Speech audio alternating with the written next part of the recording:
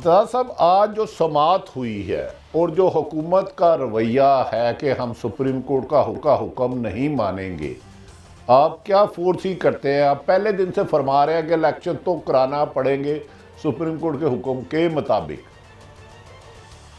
मैं भट्टी साहब सच बताऊं तो आज ख्वाजा आसिफ की तकरीर सुन के मैंने समझने थोड़ी सी अपनी राय में तरमीम की है सर।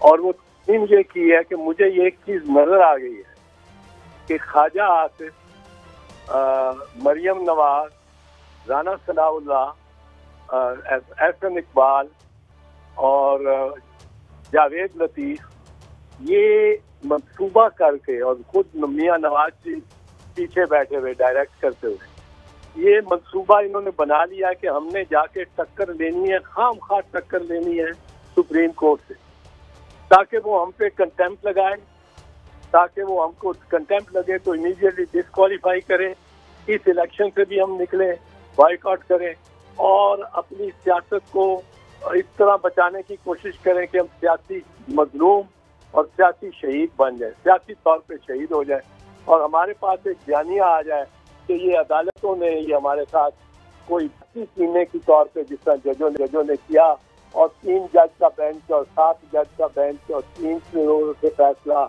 ये सारा एक पब्लिक डिबेट में और मोती दरवाजे में और मिस्टर पार्क में और लियाकत बाग में इनकी तकरीरें हों और हम एक नया बयानिया लेके निकले। इसलिए मैं तो अब इस्तदा कर रहा हूँ, हाथ जोड़ के इस्तदा करता हूँ कि जजेस को कि आपने इतना सब्र दिखाया, अब इतने साबर और शाकर आप रह गए इस वक्त तक, तो अब ये 2-3 महीने भी इनकी बातें सुन ले, कहने दें इनको जो कहते, ये थक जाए कहते हुए, आप अपने सब्र में ना थके, ना इनको तलब करें, ना इनको बुलाएं, आप कहें कि जी हम एहतराम कर रहे हैं क्योंकि ये सियासी नुमाइंदे हैं, ये पार्लियामेंटेरियंस हैं, पार्लियामेंट का एहतराम कर रहे हैं, वरना हम कर सकते थे ये, पर हम नहीं कर रहे।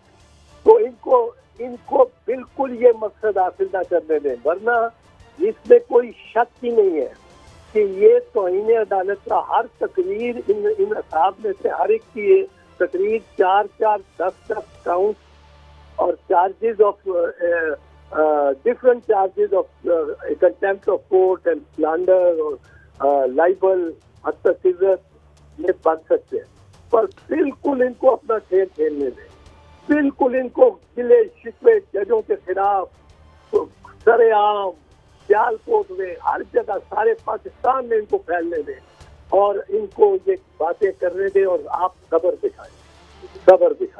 अच्छा सुप्रीम जी सर फरमाइए।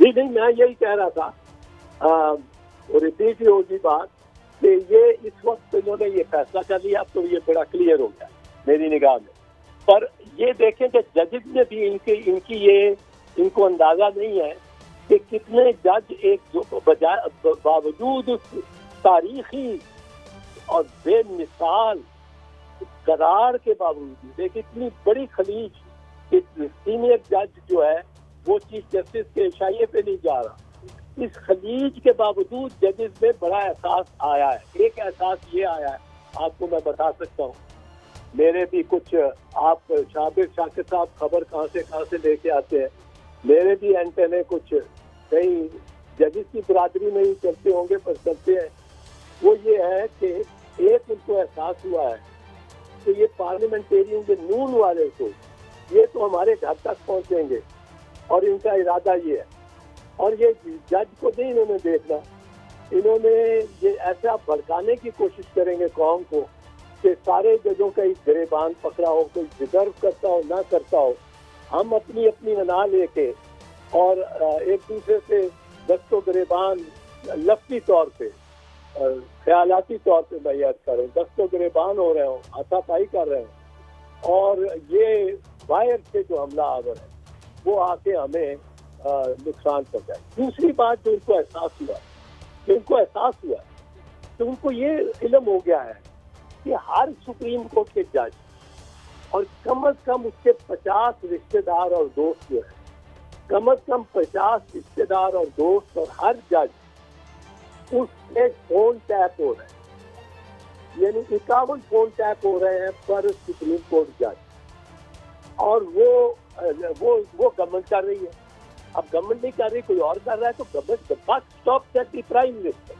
अच्छा एतराज साहब, मैं इधर आपको रोकूंगा, इसके बाद जाऊंगा। हाँ, मैंने सुना है कि एक साबिक चीफ जस्टिस है, उनको भी धमकियां मिल रही हैं और उन्हें भी बहुत ज़्यादा फॉलो किया जा रहा है। क्या ये रवैया मुनासिब है हुकूमत का कि ऑनरेबल जज साहबान और उनकी फैमिलियों के फ़ोन टेप किए जाए, उन्हें धमकियां दी जाएं? जहाँ तक तो टेप करना, रिकॉर्ड करने का ताल्लुक है, उसके बारे में तो सुप्रीम कोर्ट का फैसला। देखिए, हमारे लिए और होता है और नूर वालों के लिए और होता है।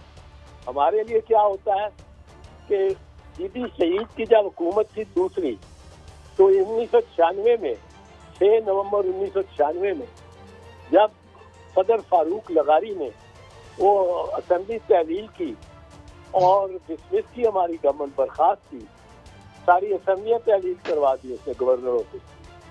तो उस वक्त वो 58(2)B की जान थी कुछ, पर एक इल्जाम ये लगाया, 6 इल्जाम लगाए, उनमें से एक करप्शन का था। एक इल्जाम ये था कि पाकिस्तान पीपल्स पार्टी की हुकूमत पे ये इल्जाम था कि हम सिर्फ जजों के नहीं, प्रोमिनेंट पॉलिटिशियंस एंड पर्सनैलिटीज के बीच टेलीफोन टैप करते रहे। अगर आईबी ने किया, वो इंटेलिजेंस ब्यूरो ने, हमारी तरफ से कोई अहकाम नहीं, पर बहरहाल ये हम पे इल्जाम लगा। उस इल्जाम को 7 जजों के अक्सरियती फैसले ने, एक जा महमूद मिर्जा साहब ने हमारे हक में फैसला किया, 6 ने हमारे खिलाफ किया, और उन्होंने कहा कि ये इल्जाम जो है ये न सिर्फ साबित होता है बगैर कोई एविडेंस नहीं, कोई एविडेंस नहीं हुआ, कोई वहाँ शहादत नहीं हुई, कोई जिरा नहीं हुई, पर वो ये साबित भी होता है और ये सफिशिएंट है, ये काफी है सारी असेंबली को डिसमिस करने के लिए। कसूर एक एमएनए का हो, वो होम मिनिस्टर हो, पर सारी असेंबली को डिसमिस करने के लिए ये काफी है, और हुकूमत को घर भेजने के लिए। तो हमारे साथ तो ये रवैया रहा है अदालतों का, और इनके साथ इनकी असेंबली बहाल भी हो जाती रही है। पर बहरहाल इसके बरस ये जो बात है, इस वक्त जो भी ये करे, इनको हर बिल्कुल लाड कर दे। जैसा बच्चा खींच रहा होता है कान वालदा का, वालिद का नाक में उंगलियां डाल रहा होता है, पर वो बच्चा कुछ नहीं कहा जाता। कोई बात नहीं, स्ट्रेटेजिक रिट्रीट होती है ये कोई, और ये एक्सपोज हो रहे हैं दुनिया में। जब जजेस को इतनी तलखी से ये बात करते हैं और जज आगे से कुछ भी नहीं कर रहा, हंस देते हैं यार। अब अगर इतना सब्र दिखाया है, तो मैं समझता था कोई मुनासिब नहीं है, पर इतना सब्र जो दिखाया है, और बावजूद इसके कि मैं उसको मुनासिब नहीं समझता था। अब इनको उमर बंदियाल साहब और उनके जज साहिबान को और सब्र दिखाना चाहिए और इनको करते रहना चाहिए। ये बनना चाहते हैं, ये सियासी शहादत किसी न किसी लबाते या शक्ल में लेना चाहते हैं। आज ये बड़ा क्लियर हो गया ख्वाजा आसिफ की तकरीर। अच्छा, मैं जरा साबर साहब को शामिल करूँ। साबर साहब, आपने देखा कि एतजाज अहसन साहब जो आइनी माहिर भी हैं, पॉलिटिशियन भी हैं, वो कह रहे हैं ये मौजूदा हुकूमत शहीद होना चाह रही है और जान के सियासी नाकामी के बाद अदलिया की तौहीन करके अपनी बुराइयों को इस तरह करें। इससे पहले आपसे बात शुरू करूं, ख्वाजा आसिफ साहब क्या फरमा रहे हैं, उसके बाद आपसे राय लेते हैं। जी तुराब साहब, ख्वाजा आसिफ साहब क्या फरमा रहे हैं? इनसे मावरा कोई चीज नहीं होगी जनाब स्पीकर, कोई चीज नहीं होगी। हमें भी हिसाब दिया जाए, हमने बहुत हिसाब दिए हैं। इस तरह नहीं चलेगा जनाब स्पीकर।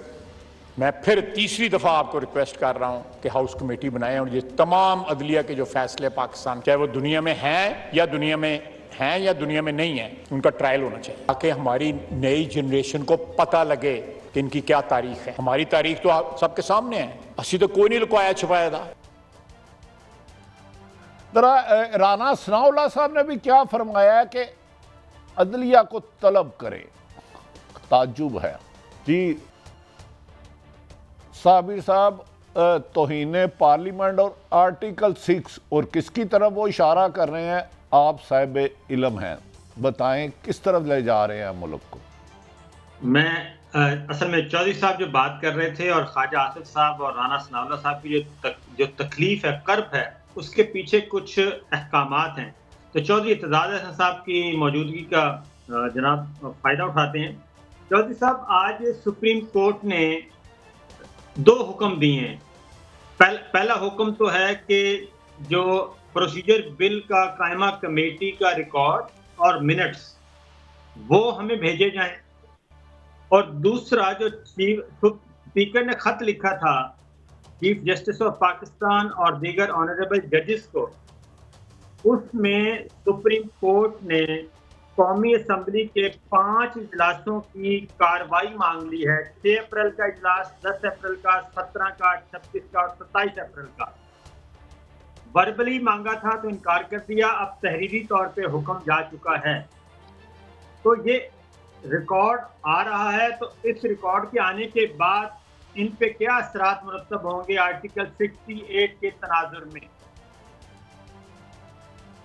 एतराज़ात तो यही होंगे कि बड़ी सख्त तकरीरें की हैं और आर्टिकल 68 की वायलेशन हुई है। ये तो बड़ी आसान है। ये तो जो तकरीरें हैं सामने है आपके, आर्टिकल 86 तो कहता है कि किसी जज हाई कोर्ट के या सुप्रीम कोर्ट के जज की कॉन्डक्ट के बारे में आप बहस ही नहीं कर सकते फ्लोर ऑफ पार्लियामेंट पे। तो बहस नहीं कर सकते तो तलब कैसे कर सकते हैं? पर बहरहाल मैं तो ये इस वक्त कहूँगा कि अदलिया को प्लीज इनको डिस्टर्ब ना करें, इनको कहने दे, करने दे जो भी है। ये पार्लियामेंट का अगर समझते हैं इसमें वकार बढ़ता है और बनता है तो बनने दें। ये इलेक्शन का खींचे, इलेक्शन चलो अगस्त में नहीं होगा, सितंबर में हो जाएगा। इलेक्शन तो होना ही होना है। ये निगरानी है तो नहीं बैठ सकते ना। निगरानियों का तो सिर्फ एक मियाद के लिए उनकी लिजिटिमेसी है, उसके बियॉन्ड तो है ही नहीं, और वो ऑलरेडी एक्सपायर हो चुकी है। और इनसे हिसाब लिया जाएगा कि आपने ये चाय की प्याली क्यों मंगाई थी, किससे, कहने पे कहाँ से आपको पैसे मिले थे।